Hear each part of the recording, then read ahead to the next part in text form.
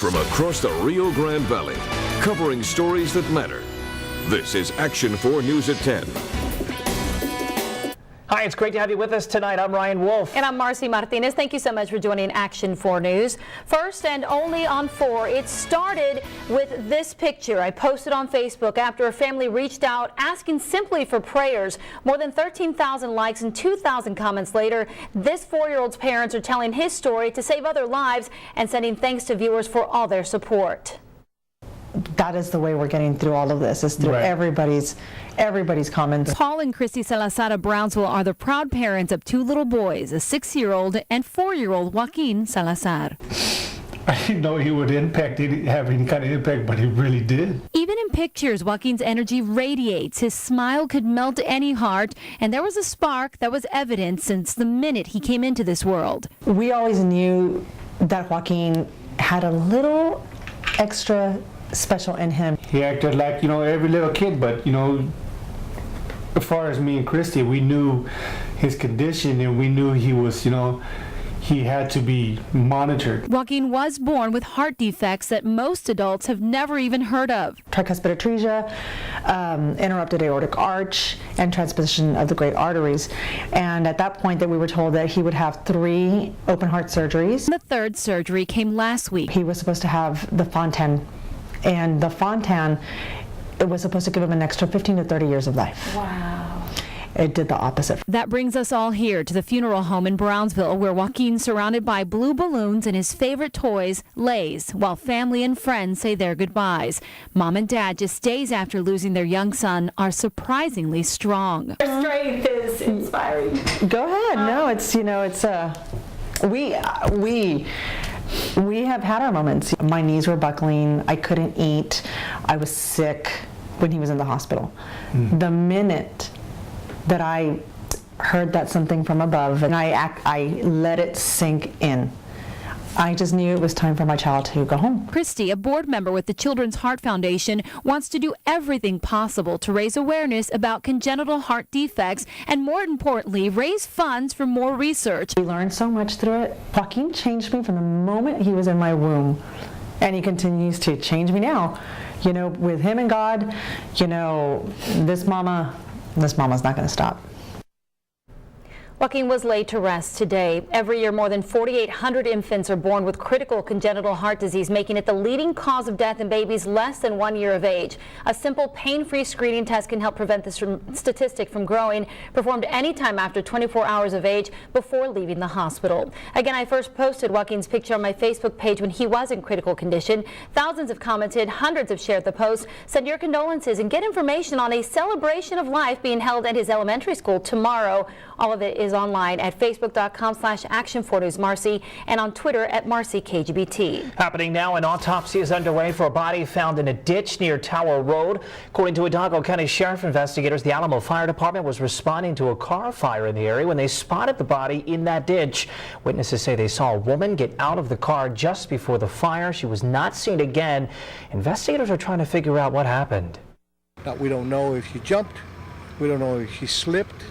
We just don't know how she ended up in there. All we know is the witness says she just disappeared into the canal. We are working to bring you the latest information. You can get it online at valleycentral.com. Well, to help keep your kids safe while at work, the state is cracking down on unregulated child care facilities. Child care licensing inspector Bianca Diaz says 3 inspectors have been hired in South Texas to ensure every child care facility is in compliance with state regulation, receiving the necessary background checks and receiving the necessary inspections. We go inspect them regularly, and we also make them run background checks. So that way if they're clear to be caring for children. Now, child care permit costs anywhere between $25 and $70, depending on how many kids and where you are watching them. But it's far cheaper than what it could cost if a violator is prosecuted. Now, experts point to 4 rules all parents should follow when looking for a proper daycare center. They say look at a caregiver's education and experience, learn if they are licensed and registered with the state, visit the daycare ahead of time, and meet with the caregiver or director directly. In other news, a Donna family says a man is living in their home and refuses to get out. They want him to pay up or move out. Roy Garcia currently lives at the home Raul Aguilar and his wife built in 1988. Aguilar decided to sell it to Garcia a few years ago, but several missed payments in 2011 and an eviction notice. After that, Garcia says he has no plans of leaving since he has all the paperwork to prove he owns it. We want to get this straightened out. If he wants the house, pay up. If he can't pay up, move out. This is my house. I'm not going to lose a house that I'm buying for my kids. You know what I'm saying? We contacted Garcia's lawyer to find out why he's still living in the home. He says he cannot comment on the case. That was a call for action there. Judgment day nearing for an accused crooked cop in Rio Hondo. 26-year-old Ernesto Yanez expected to be extradited from Harris County to Cameron County on Thursday. The former Rio Hondo reserve officer has been linked by the sheriff's department to a burglary outside the city limits. Yanez allegedly used his patrol car to help steal tools along with another man. He's facing burglary, abuse of official capacity, and tampering with a government record charges. I post updates to stories and exclusive content online before it hits the air. To share story ideas with me tonight on Facebook and Twitter, just search Ryan Wolf. Right now, citrus trees are quarantined in Mission. And the Texas Department of Agriculture wants you to do your part in stopping the spread of citrus greening disease. The Department of Agriculture has positively identified it on a grapefruit tree in Mission. The disease is spread by a small bug that goes from tree to tree that is not deadly to humans, but is bad news for your tree's lifespan.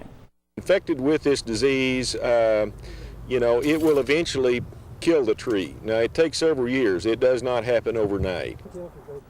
Be sure to check your trees and report it. The TDA says if more trees outside of the original quarantine area test positive for infection, the boundaries may change. At Cal Chelsea, school district administrators take immediate action after our story involving one of their own students being bullied. The 14-year-old we'll call Lily made an outcry after attempts by her and her mother to get help went unanswered at Carlos Duran Junior High in Elsa. Lily says a group of girls have been tormenting her for over a year. She's been pushed to the point of trying to take her own life. At Cal Chelsea Superintendent Dr. Richard Rivera tells us he called the principal of Turan and they took immediate action to stop the bullying. You can watch the full story right now on valleycentral.com. Glad to see that action in place. Well, Action 4 stepped in for some winter Texans fed up with the road riddled with potholes. Right now, city crews working to fill the massive potholes on Owasso Road in Edinburgh. Portions of the road will be closed for about 10 days while it undergoes the necessary reconstruction. If you want us to take action for you, you've seen some examples of us in action. Why don't you just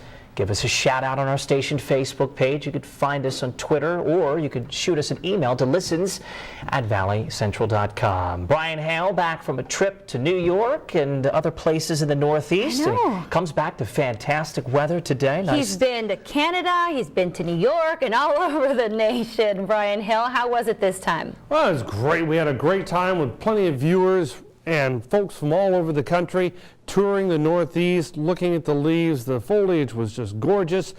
And then we come back to beautiful weather here in the valley after that front passed through. That same front generating rain nearly delayed my flight back.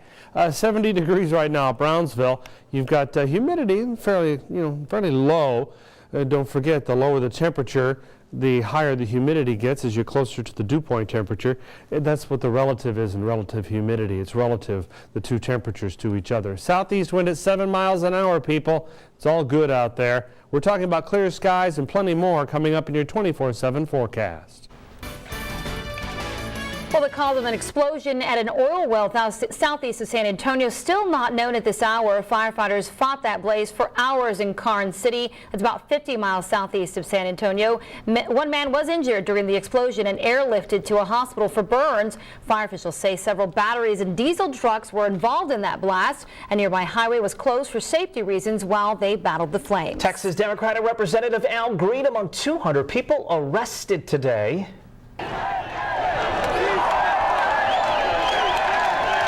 Check out the scene there, linking arms and standing side by side with immigration protesters. 8 Democratic lawmakers now behind bars after refusing police orders to disperse so they could clear the street.